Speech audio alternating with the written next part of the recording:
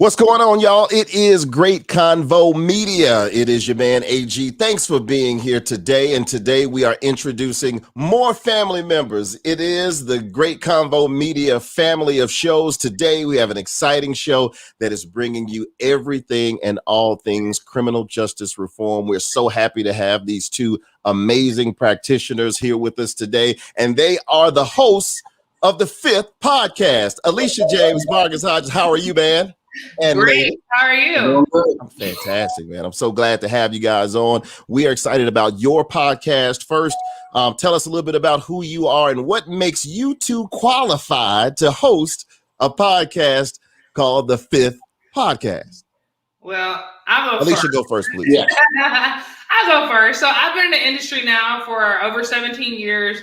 Started my career as a police officer, did some federal probation, ran a state division of probation and parole. And now I work for a technology company and I own a technology company, all designed around helping individuals successfully reintegrate into society and looking at probation and parole through a different lens, a transformative lens. And so I've spoken across the nation, across the world about the importance of this moment and the fact that it takes people who have worked in the field to come together with individuals with lived experience to help this next iteration of what criminal justice reform looks like.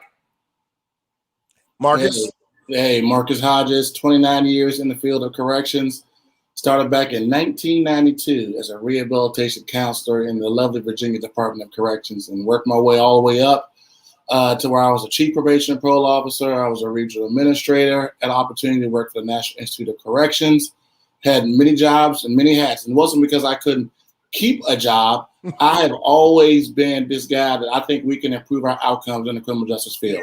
I mean, that we can do better. We know the evidence. We know what we have to do. I live by the principle that things are simple. We make them complicated. Yeah.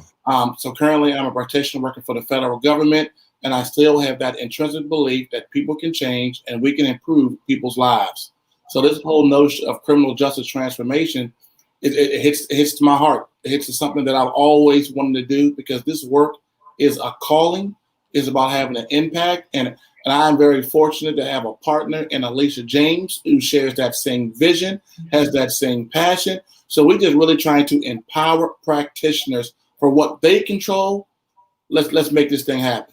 Yeah. So from your description of the show, I want people to have a really good idea of exactly what the show is about. You've given your background and what qualifies you two uniquely to speak to this.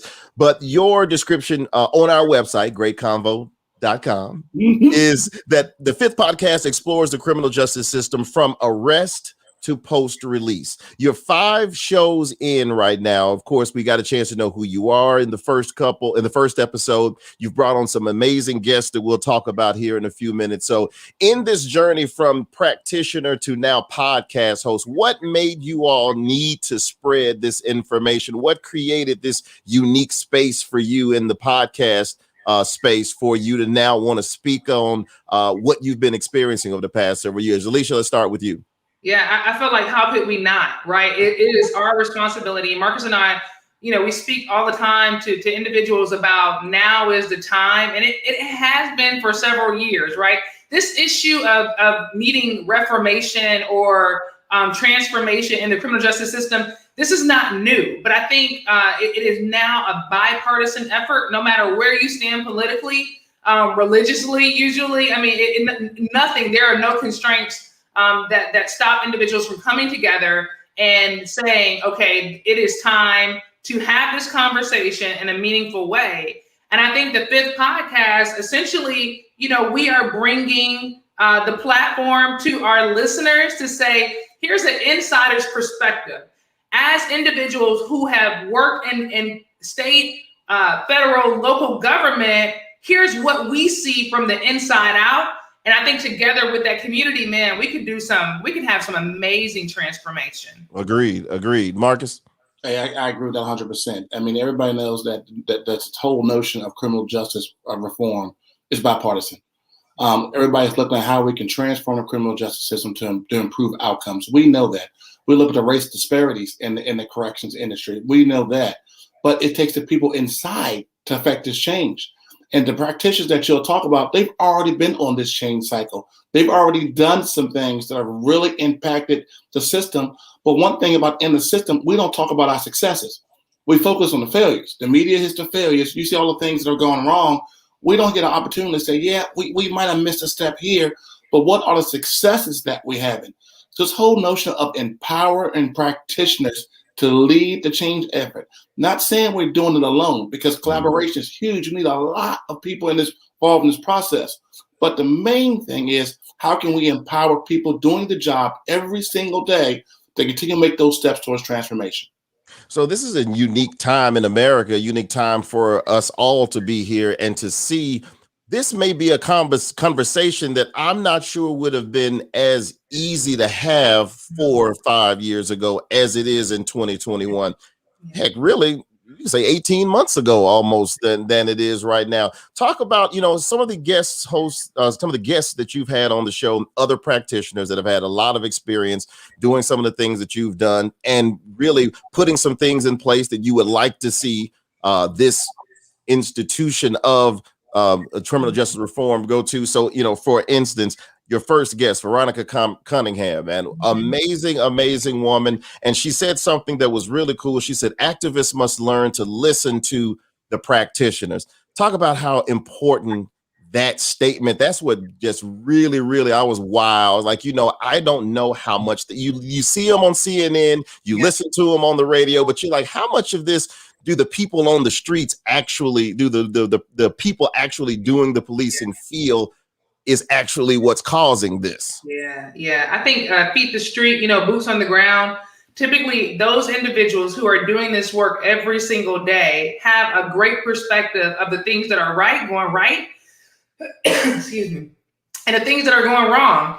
And I think they see it in a glaring way. I think the community, oftentimes we think as the community members, we think, well, the officers are just probation officers, they're just concerned about one thing. They're concerned about sending people back to jail. But there are a whole heck of a lot of great officers who get into probation and parole, and they don't get into it for the money. They don't get into it for the glory, because there's not as much glory as being a probation officer as there is being like a SWAT officer, right? So it's a passion to help people change. And I think Veronica hit the nail on the head. Like, activism and using your platform in order to bring awareness to a situation is one component, but making sure that you listen to people who are doing it every day, or people like myself, me and Marcus, who have ran organizations in government, because it's not so clean cut and dry. Policy and legislation and reform, it is not 1 + 1 = 2. It's just not. And so it's incremental change over time. And the speed at which we do that, I think that is mostly empowered or ignited by what you said, AG, is the conversation. Is the world ready?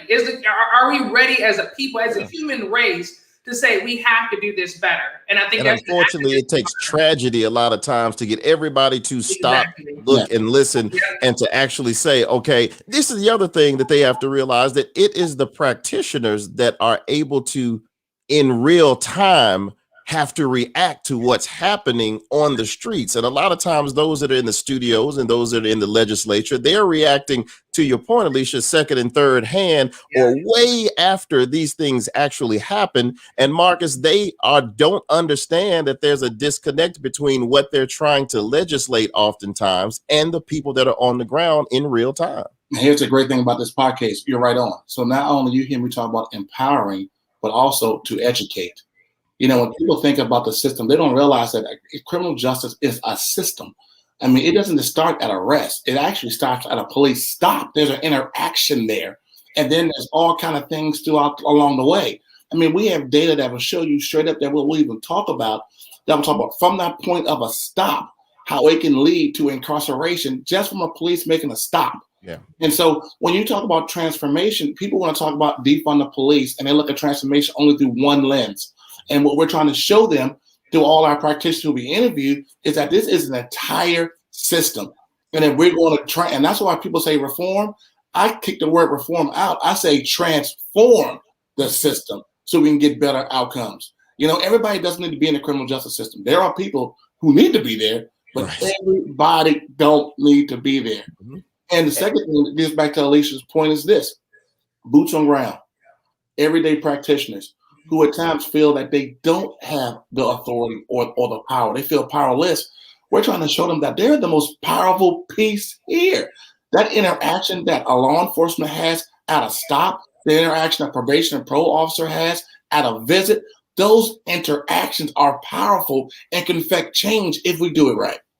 You know, I want to go so much deeper into that conversation, but this is not the actual podcast. But I it was, one of the first things I thought about then was, really getting an idea from you all. And again, this is something I'm sure you're going to cover in the podcast, or maybe you already have, about how you feel now. Again, 18 months ago, as a Black practitioner of justice reform, you kind of had to think a certain way, and it was okay if you felt one way or the other. 18 months later, it's like there have got to be whole new ways, and I don't even know if there is there are people that are really having internal strife between, having to be an African American and having to police. I know that they're out there, and I know that there's got to be, additional counseling available. I know there've got to be, groups of guys getting together and talking about how to deal with being both the victim and the target and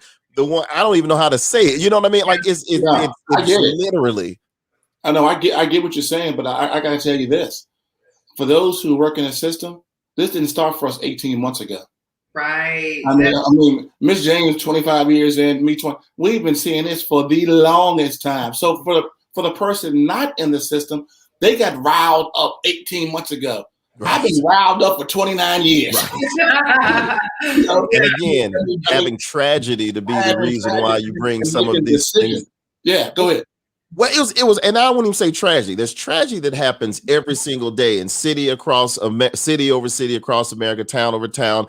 But this was it was the right mix of timing of, people having to sit their butt down, of the 24-hour news cycle, of having camera phones out, multiple angles, body cameras. It was like this perfect storm of how. So anyway, again, you guys, I'm pretty sure going to handle it again. This is the 5th podcast. One more guest that you had, Dr. Lovins. He talked about he's a principal at the Justice System Partners. Coach versus referee, interacting with the clients, one thing that he talked about. Can you all just really quickly elaborate on sort of some of the topics that he was hitting on in the coach versus referee relationship and interaction between practitioners and clients? Yeah. So Brian he's another outside of the box thinker, blow up your box, stretch your box, however you want to put it. And I think, to Marcus's point, the work that has been done for the last couple of decades on the inside of the system, I think if it were not for people like Brian Levis and Marcus Hodges, the Alicia James, the Veronica Cunninghams, the Rob Jeffries, if there were not those people who are working in the system, we would even be further down this rabbit hole that we need to come out of. And so there has been small incremental changes. And so there are thought leaders like Brian who will very openly say, this is not about refereeing who's right and who's wrong. Oh man, you messed up. Boom, you're going back to prison, right? It is about coaching individuals, realizing that we are all human. We all make mistakes. And so, we should have that chance, that opportunity to redeem ourselves. And I would even say, as being a former street cop, if you will, patrol officer,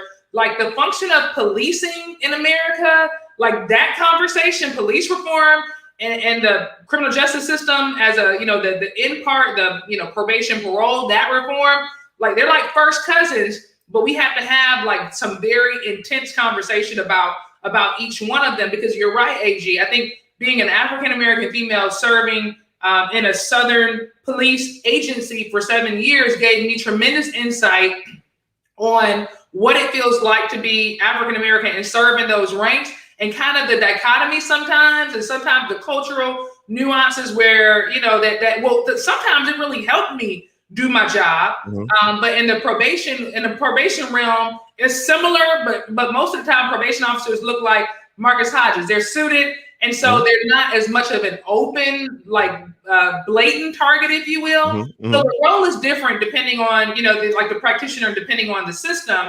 But nonetheless, thought leaders like Brian Lovins, who is like, look, if you're wearing a suit or if you're wearing a uniform, we need to help people, right? It's about the transformation of the individual. Yeah. And different people are helped in different ways. And so the practitioners have got to be able to identify how people receive information. Different people receive different information differently. That's why with the vaccine, you can hit some people and just say, go get it. But you got to hit some people with a lottery ticket to say, go get it. You got to hit some people, you know, I'll get you 6 hot wings when you go to the club to get your vaccine. And so anyway, I wanted to just say thank you to both of you for what you're doing, for the work that you've done over the past several decades, and for having the heart, what I'll call it, to put together this podcast, because it takes people like you all that are willing to put your hearts, your minds, and put sometimes your pockets on the line in order to get this information, this vital information to people. It's called the Fifth Podcast. It's on GreatConvo Media. This is Alicia James. This is Marcus Hodges. Any final words to just to say hello and let them know to come and listen? Absolutely. Please tweet us, text us. We got all kinds of ways to interact. We would love to hear questions from you and make sure that we craft a show that is informative for you. So thank you for listening. Marcus? And all I say is, hey, look, at the end of the day, it's about empowerment. So if you got questions or you need a topic that you want us to show you, let us know. You can tweet us, you can email us, you can anything, but we are about full transformation and we're going to get this right. Let's do it. The Fifth Podcast, another member of the GreatConvo Media family of shows. Make sure you check us out at greatconvomedia.com or wherever you listen to your favorite podcast. Thank you, Alicia. Thank you, Marcus. Check out the Fifth Podcast. It's your man, AG. This is GreatConvo Media. Chatterbox. We out. Dang.